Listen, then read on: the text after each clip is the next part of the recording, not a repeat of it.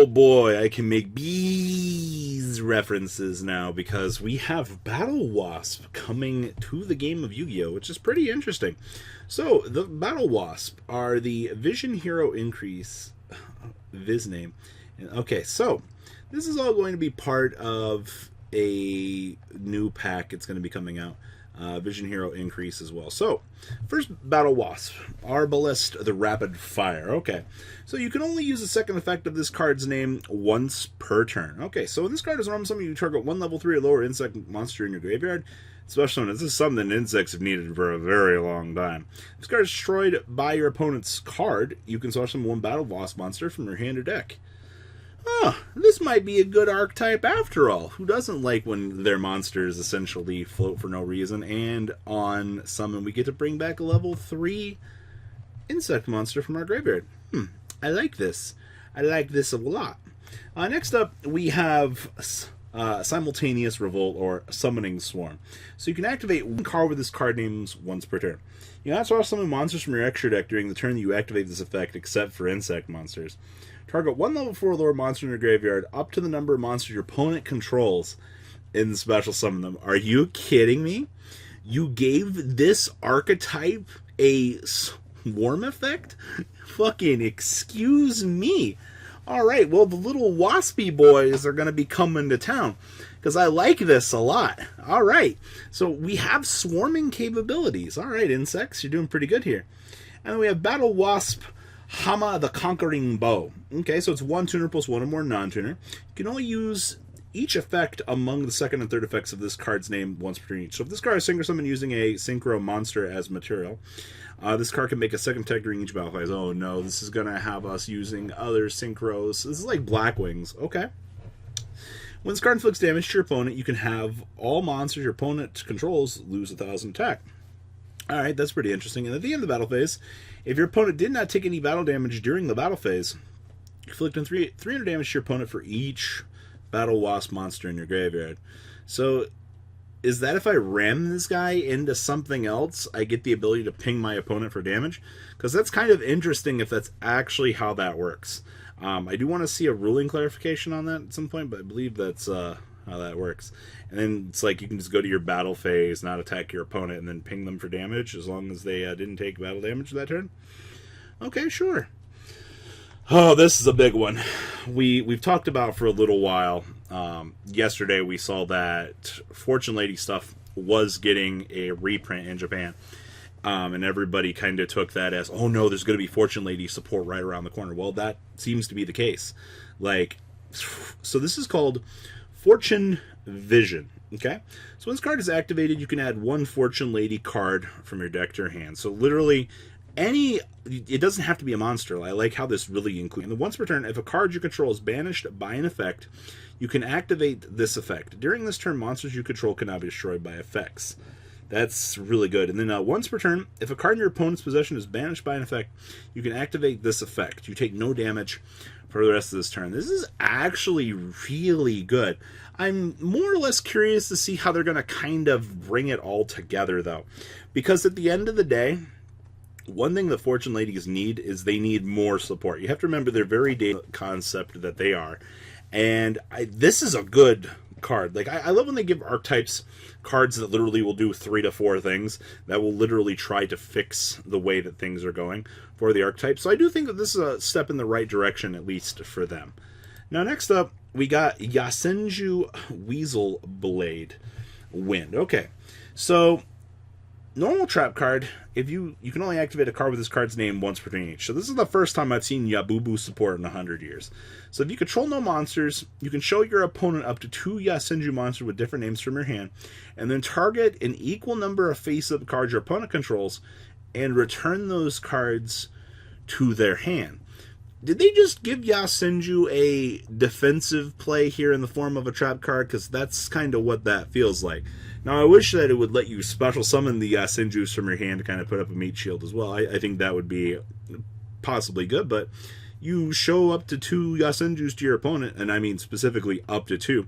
You don't have to flood yourself down with these things, but then you get free bounces. Like, we did it. Like, I do think that this is interesting, to say the least. Like, I'm looking forward to seeing what more is to come for generic support. Oh, Rising Fire. Oh, hello. So, this card is always treated as a Salamangreat card. These are things I don't want to see in my animes. So, if you control no monsters, activate this card by targeting one fire monster in the graveyard. Special summon that monster, and if you do, equip this card to it. It gains 500 attack. When this card leaves the field, destroy that monster. If this card is destroyed by an opponent's card effect, you can banish one monster on the field.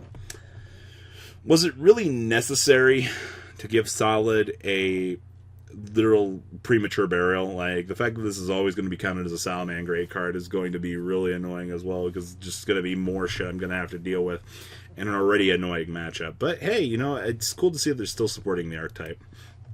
Oh yeah, this thing was interesting. So this was Beat Raptor. This kind of came out yesterday. So this card is in the main monster zone. Negate the effects of all monsters in the extra monster zones.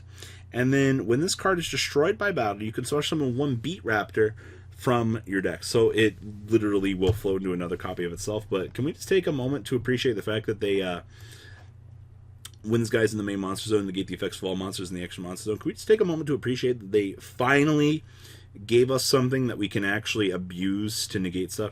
Unfortunately, he's 1400, so I'm going to just cry myself to sleep on those subpar stats. Oh, yes. Marincess. This was the big thing today, actually. So, Marincess Seahorse. You can only special summon one card with this card's name once per turn the way it is written in its first effect. So, then you can only use this card's name's second effect once per turn. So, you can special summon this card from your hand to your zone. A Marincess card points to. Cool. During your main phase, except during the turn that this card was sent to the graveyard, banish this card from your graveyard, special summon one model monster from your hand to a zone that a Marincess monster you control points to. Okay, so my first, there better be a Link 1 somewhere around the corner here. I do think that that's okay.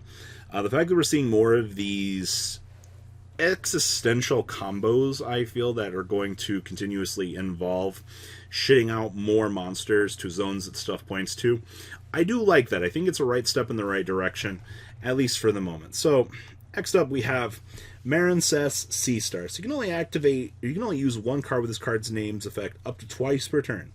Okay, that's interesting. You can send this card from your hand to the graveyard to target one Marincess monster you control. It gains 800 attack until the end of the turn. This is kind of subpar. I'm not going to beat this one into the ground too much, but I mean, okay, send it. I wish it was a quick effect. Oh, is this what I came here for? All right, cool. We already got a Link 1. We're in business. One level 4 lower Marincess monster. You can only Link summon one of her once per turn. Oh, no. They know. This card is Link summon, target one Marincess monster in your graveyard except for Bug and add it to your hand. Also, you can natural summon for the rest of this turn except for water monsters. Excuse me? This reminds me a lot of Salad. I get recursion back for good stuff. Okay. Alright, cool. We got a Link 2 right off the bat. 2 water monsters. Oh, she's generic. So you can target one water monster with 1500 less attack in your graveyard, special summon to your zone this card points to. I really want to bring back Marksman. Is that cool? I was going to not special summon monster rest transfer for water monsters. This card is sent from the field to the graveyard, target one Marincess card in your graveyard, except for Marincess Coral Amamone, and add it to your hand. Look, guys, water support! Marincess Marblehead Rock. 2+ water monsters. Alright, cool. Target one Marincess card in your graveyard, except for herself, add it back to your hand. When your opponent's monster declares an attack, send one Marincess from your hand to the graveyard. Monsters cannot be destroyed by battle this turn. Also, you take no battle damage from that battle. What the fuck is that? That's broken! And then, Marincess Wave. If you control a Link 3 or higher Marincess monster, you can activate this card from your hand. If you control Marincess Link monster, target one face-up monster your opponent controls. Negate that monster's effects until the end of this turn. In addition, if you control a Link 2 or higher Marincess, all face monsters you control become unaffected by your opponent's card effects till the end of... Do we really need to give them this? Really? Great. Marincess Current. If you control a level or Link 3 or higher Marincess monster, you can activate this card from your hand.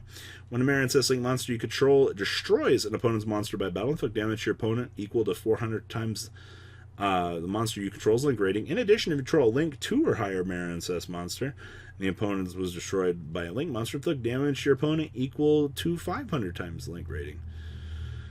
So, yeah, this is pretty good. I'm just saying.